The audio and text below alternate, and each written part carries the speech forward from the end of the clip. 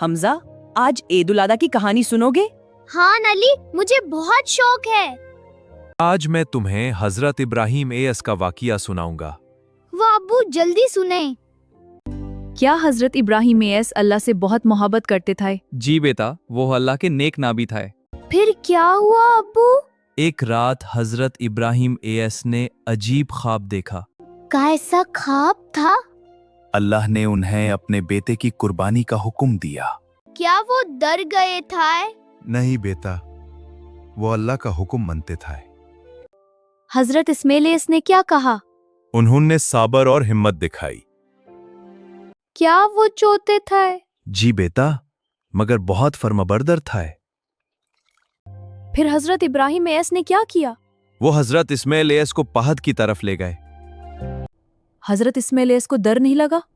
उन्होंने कहा, अल्लाह का हुक्म पूरा करें। वाह, वो कितने बहादुर थे। जी बेटा, इसीलिए अल्लाह उनसे खुश हुआ। फिर कुर्बानी हुई? अल्लाह ने एक मौजा दिखा दिया। कैसा मौजा? अल्लाह ने हजरत इस्माइल एस की जगह दुम्बा भेज दिया। सुभान अल्लाह। अल्लाह बहुत मेहरबान है। इसी याद में हम ईद उल अधा मनाते हैं और कुर्बानी करते हैं। कुर्बानी का असल मतलब क्या है? अल्लाह की राजा के लिए अपनी प्यारी चीज देना।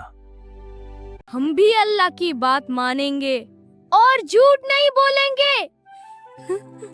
बहुत अच्छे बचाए हो तुम दोनों। शुक्रिया अब्बू। मुझे हजरत इस्माइल एस बहुत पसंद आए। मुझे भी उनकी हिम्मत अच्छी लगी। हमेशा अल्लाह पर भरोसा रखो। इंशाल्लाह अब्बू।